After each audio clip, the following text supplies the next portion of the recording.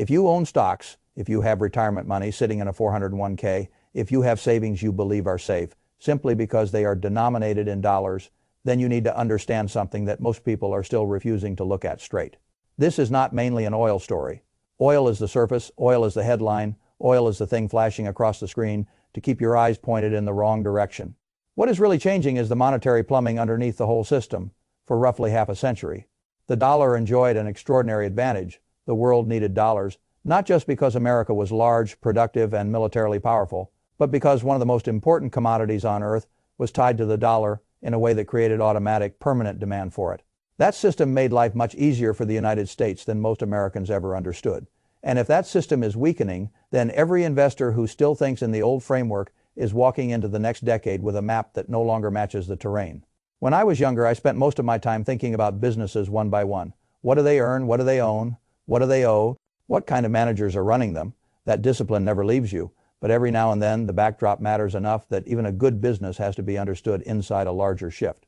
This is one of those moments. If you mistake this for a narrow Middle East event, you will underestimate it. If you reduce it to a war headline, you will miss the transfer of wealth that usually happens while ordinary people are still debating the wrong question.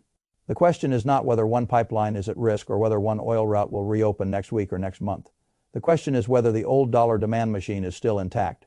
And my judgment is that it is not, to understand why that matters. You have to go back to 1974. After the dollar was severed from gold, America still needed a way to anchor global demand for its currency. The arrangement that followed was simple, powerful, and enormously profitable for the United States. Saudi Arabia agreed to sell oil only in US dollars. That meant any nation that wanted energy had to secure dollars first. And when nations need dollars in size, they do not usually pile up paper notes in vaults. They buy us government debt. So the system worked like this. The world needed oil. Oil required dollars. Dollars were parked in treasuries. Treasury demand stayed strong. America could borrow more cheaply, run larger deficits, and finance a standard of living and a geopolitical footprint that would have been much harder to sustain without that built-in monetary demand. That arrangement did not make the United States invincible, but it made it unusually flexible. It gave Washington room to spend, room to borrow, and room to postpone consequences. A great many people came to believe this was permanent. Very little in finance is permanent. Now you are watching the slow weakening of that arrangement, not the instant death of it, not an overnight replacement. I do not believe you wake up one morning and find the dollar suddenly erased from global finance. That is not how large systems usually break. They lose marginal power first. They lose exclusivity first. They lose the automatic bid first. That is what matters. You do not need the dollar to disappear for its privilege to diminish. If more trade is settled in local currencies, the world needs fewer dollars. If fewer dollars are needed, the forced demand for U.S. debt weakens. If that forced demand weakens, treasury prices come under pressure. And when bond prices fall, yields rise. Now you are no longer in an abstract monetary debate. Now you are in the front yard of every investor, every company, every homeowner, and every retirement account in America. Because when yields rise, valuations compress. The same asset priced happily in a low-rate world has to be repriced in a world where money costs more. That is why I say this is not mainly about oil. Oil is merely one trigger. The actual issue is the structure underneath the dollar. And there is a second layer to this that matters just as much. When an old system begins to weaken, great powers do not sit still and accept decline politely. They reposition, they redraw supply chains, they move politically, militarily, and economically toward the assets they think will matter most in the next regime. That is what makes the current moment so important. I believe the United States is moving from one form of power projection to another. For years, America operated as a kind of global policeman, expensive, overextended, responsible for too many choke points, too many shipping lanes, too many security guarantees, too much of the architecture all at once. What I believe you are seeing now is a shift towards something more regional, more selective, and far more focused on securing strategic production closer to home. That is where friendshoring and reshoring come in. If the old global arrangement becomes less dependable, supply chains do not remain arranged around the cheapest labor on the far side of the world. They migrate toward political allies, nearby geographies, and controllable routes. Investors hear those words and often stop at factories. That is too shallow. Reshoring is not just about factories. It is about energy. It is about minerals. It is about ports. It is about shipping corridors. It is about refining capacity. It is about who owns the ground, who processes the inputs, who finances the infrastructure, and who captures the margins when a region is reorganized around strategic necessity instead of pure efficiency. That is why I believe so much attention should be paid not only to the Middle East but to the Western Hemisphere. I want to be very clear here. Most people are staring east while the next major money flow may be gathering much closer to home. Consider Venezuela. For years, energy conversations around the United States were framed as if America was structurally exposed and dependent in a way that made it perpetually vulnerable. But the ground has shifted. The United States is now in a far stronger energy position than many people appreciate. Processing capacity, geography, and the ability to integrate nearby sources matter enormously in a world of unstable routes. Now consider Cuba. Most people think of Cuba through politics, tourism, and an old Cold War lens. Very few think of it as a strategic resource story. That is a mistake. Cuba sits on meaningful deposits of minerals that are central to the next era of industry and defense.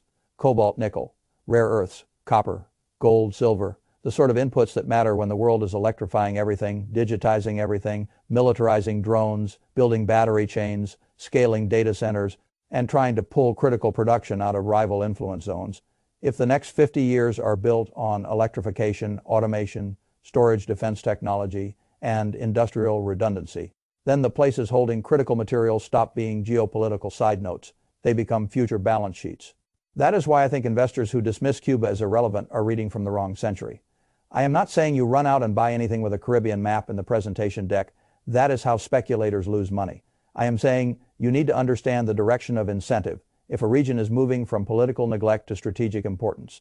Then the value does not just sit in the ground, it shows up in the whole chain around the ground. Mining operators, refining capacity, port infrastructure, power projects, engineering firms, transport links, service providers, construction contractors, equipment suppliers, the companies that finance, build. Insure, move, and process the output. This is how money actually migrates in the real world, not in one dramatic leap, in layers. And that brings me to the investment mistake I think a great many people are making right now. They are still hiding in the things that felt safe under the old system. Cash long duration bonds, dollar-dependent assumptions, passive exposure with no thought at all to what happens if the currency regime underneath the portfolio is slowly changing. Now I want to be careful with the word safe. There is no permanent safety in investing. There is only the shifting trade-off between one set of risks and another. But there are certainly places that become more dangerous when the currency is being debased. When bond demand is softening and when the government's answer to slowing real value is more financial engineering. Long-term bonds look respectable to many people because they are wrapped in government language and steady coupons. But if the purchasing power of the currency is weakening and yields keep rising, the owner of long duration paper can lose in two ways at once. The principal gets marked down and the future stream of payments buys less. That is not safety. That is slow motion impairment, disguised as prudence. Cash has the same problem in a different costume. People feel calm sitting in cash because the number does not jump around each day. But a stable nominal number can hide a deeply unstable reality. If the unit itself is losing value, the absence of volatility on the statement is not protection. It is anesthesia. You do not need your balance to go down for your purchasing power to be damaged. You simply need the things you will eventually have to buy to rise faster than the return you are earning. That is why I keep coming back to the same principle. When the unit is being diluted, you want to own productive or scarce things that can outrun the dilution. Not all at once, not in a frenzy, not with borrowed conviction and social media slogans, but deliberately, patiently, intelligently. That begins with hard assets. Gold is the obvious starting point because when confidence in political money weakens, people move toward what cannot be printed by decree. Gold is not exciting. It does not innovate. It does not email you quarterly guidance. But it has one remarkable trait. Nobody can create more of it because they need to paper over a fiscal problem that matters. Silver belongs in the same conversation, though it behaves with a rougher temperament. Then there are the operating businesses tied to real inputs. Miners, commodity producers, infrastructure firms, supply chain companies with direct exposure to North American and broader Western Hemisphere restructuring. Businesses with actual assets, actual contracts, and actual relevance to the new industrial map. There is another thing I want to say because this is where many people make the wrong leap. Do not confuse the correct direction with permission to buy carelessly. A strong thesis is not a substitute for discipline. You can be right about the petrodollar system weakening and still lose money if you buy the wrong business at the wrong valuation with the wrong balance sheet, under the wrong management team for the wrong reason. That has always been true. A macro shift does not remove the need for selectivity. It increases it. So the proper question is not simply what sector should I buy. The proper questions are these: which assets benefit if dollar privilege weakens? Which businesses benefit if supply chains are redrawn into the Americas? Which companies hold hard assets or earn fees from building around them?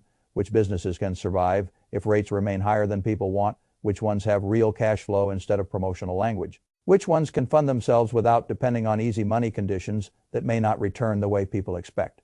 Those questions matter more than the headline they always do. One of the ugliest habits I see in markets is that people wait until newspapers begin explaining a move after most of the easy money is already gone.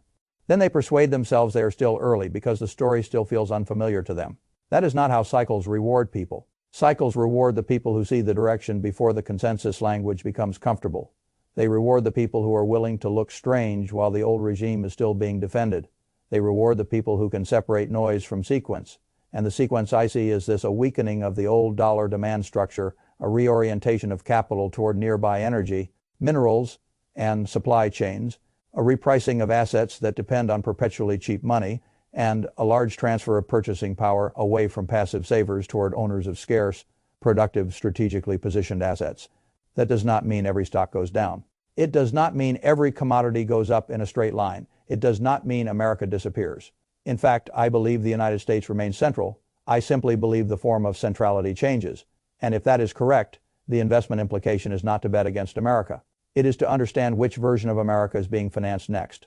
Not the abstract empire version, the resource, processing, infrastructure, building hemisphere, organizing supply chain, rewiring version. That is where I would look hardest, and I would pair that with the oldest truth in capital allocation: do not sit in a melting ice cube and call it patience. If your wealth is sitting in assets that only thrive when the old monetary order remains comfortably intact, you are making a large unpriced bet that the old order is stable enough to carry you through the next decade. I would not want to make that bet.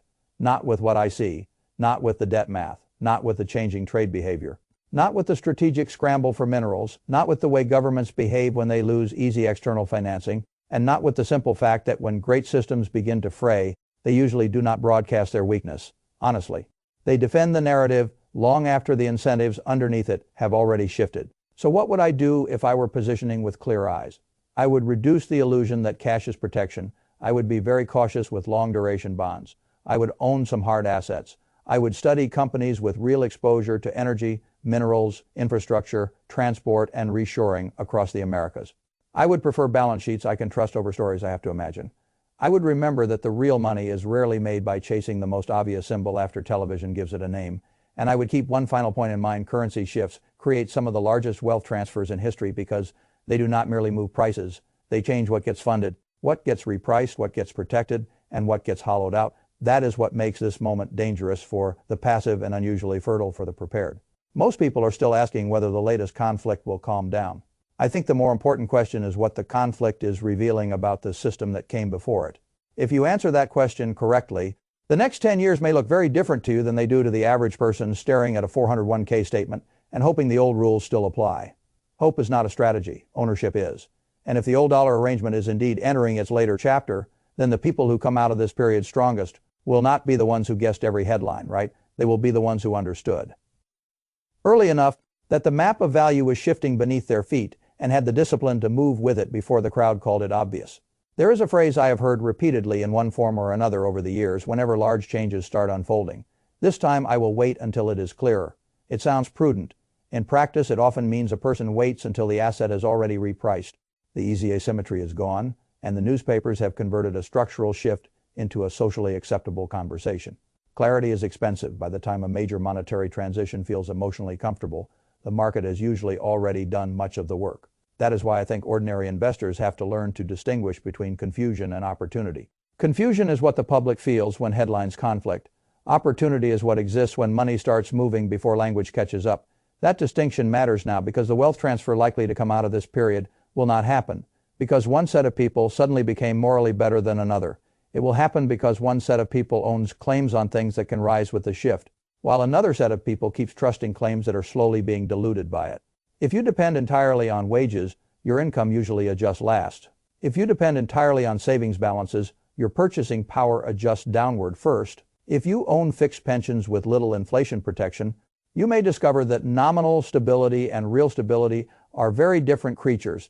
That is the brutal arithmetic behind these transitions. It is also why I think so many people misunderstand what the wealthy are actually doing during periods like this. They are not necessarily smarter in every respect. They are simply positioned on the side of the ledger that benefits when currency value leaks into asset value. That is a hard sentence for people to hear because it feels unfair. It is unfair, but markets are not required to be fair before they are effective. They transfer value according to incentives, scarcity, leverage, ownership, and timing. And once you understand that, the question stops being whether the process is morally satisfying. The question becomes whether you are going to remain on the wrong side of it out of habit. Take a simple example. Suppose a family keeps most of its wealth in cash and long-dated paper because that felt conservative in the old regime. They earn a modest yield, they feel calm, they watch financial television, they congratulate themselves for not taking unnecessary risk. Meanwhile, another family owns businesses tied to hard assets, some commodity exposure, some productive land, some companies serving infrastructure and extraction, and maybe some precious metals on the side. If the dollar weakens gradually, if rates stay elevated, if real things become strategically valuable, and if governments respond to fiscal strain with more engineering rather than less, which family is more likely to preserve optionality? The answer is not hard. The first family has a stable-looking account statement and shrinking real power. The second family has a noisier statement and a better chance of outrunning the shift. This is what I mean when I say the transfer will be large. It is not just about making more. It is about not being quietly pushed backward while believing you are standing still. And there is another piece that is worth understanding because it helps explain why I keep emphasizing the Americas. When supply chains globalized aggressively, investors could get rich by owning brand software, finance, and design, while letting distance, low labor cost, and geopolitical complacency do the heavy lifting on the physical side. That was a very profitable era for the right kinds of businesses. If we move into an era where reliability outranks pure cheapness and where strategic access outranks theoretical efficiency, then the physical layer gets repriced. Ports matter more, refineries matter more, rail and shipping links matter more, processing capacity matters more, resource control matters more, domestic or nearby energy capacity matters more. Engineering and construction firms that know how to build around those needs matter more. That does not mean software disappears. It means the market may start paying relatively more for the hard, scarce, difficult to replace layer beneath the digital one. I have seen many intelligent people get trapped by an old success formula. They assume that because one set of assets dominated the last cycle, the same hierarchy must dominate the next one. Sometimes that happens, sometimes it does not. The point of investing is not to worship what worked. It is to study what is changing. If the Western Hemisphere becomes more strategically important, if energy routes are being recalculated, if mineral access is being repriced, if nearby regimes and nearby logistics begin to matter more than distant cheapness, then capital will not ask your permission before moving. It will simply move. That is why I would pay much closer attention to the companies that touch the real chain of value than the average investor probably does today. Who digs it, who processes it, who transports it, who finances it, who equips it, who insures it, who builds the surrounding systems, who has the licenses, who has the reserves, who has the route access, who has the contracts, who has the political durability. That is where real study belongs. Now, not in guessing which speech will move the market for 48 hours, not in pretending short-term certainty exists where it does not, and certainly not in hiding permanently in cash because the headlines are emotionally unpleasant. I have never believed that intelligent investing requires constant action. Most of the time it requires restraint. But restraint and passivity are not the same thing. Restraint means you wait for a favorable imbalance and then act with proportion. Passivity means you let an old framework keep making decisions for you after the facts have changed. I think a lot of people are being passive right now while telling themselves they are cautious. They are not studying the structure. They are simply clinging to familiarity. And familiarity is one of the most expensive comforts in finance. You can see the same mistake whenever a great monetary or political transition begins. People say the current arrangement is too large to change. That is exactly why they miss the early phase. Large systems never look fragile until the incentives holding them together weaken at the edges.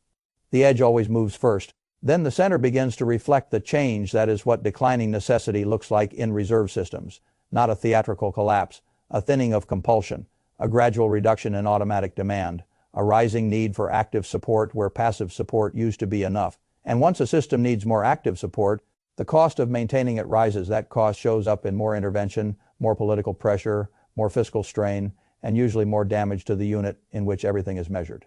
Again, that is why I do not think this is an oil story. It is a system maintenance story. Oil merely exposes it because oil sits close to the base of everything else. Energy cost enters transport. Transport enters food and goods. Goods enter inflation expectations. Inflation expectations enter rates. Rates enter valuations. Valuations enter retirement balances. And retirement balances enter the emotional lives of millions of people who thought they were diversified because they own broad indexes and some bonds. The old model may still work passably well in nominal terms. That is not the same thing as working well in real terms. And real terms are the only terms that matter when you are trying to preserve freedom. You cannot spend nominal comfort. You can only spend purchasing power. So if someone asked me what the practical response is, stripped of theater and slogans, I would say this. First, stop assuming that cash equals safety. Second, stop assuming that government paper deserves your trust merely because it has government printed on it. Third, own some things that cannot be manufactured by monetary policy. Fourth, study the businesses that benefit if supply chains, resource control, and production gravity move closer to America and its surrounding sphere. Fifth, demand simplicity of thesis. If you cannot explain in a few sentences why an asset belongs in your portfolio under this new framework, you probably do not understand it well enough to own it. And six, remember that the purpose of a framework is not prediction in the theatrical sense. It is preparation. I do not know the exact path. I do not know the exact month. I do not know which speech sanction, route disruption, or diplomatic shift becomes the next catalyst. I do know that when a 50-year monetary advantage begins to weaken, the implications do not stay politely contained. They spread into rates, they spread into capital flows, they spread into valuation, they spread into politics, they spread into where factories are built, where mines are reopened, where infrastructure is financed, and where great pools of money decide they would rather live for the next decade. That is the real investment question. Not whether you can guess tomorrow, but whether you can see far enough to avoid being loyal to yesterday. I have found over a lifetime that markets reward the people who can do one very rare thing. They can let go of an old truth when it has stopped being the dominant truth, not because they are fickle, because they are paying attention. And I believe that is where we are now. The old petrodollar world does not need to vanish for a new investment map to emerge. It simply needs to matter less than it used to. That is already enough to change where the intelligent investor ought to look. If you understand that early, you do not need drama. You need patience, selection, and the willingness to own the right side of the shift before the crowd discovers the story and mistakes late understanding for insight.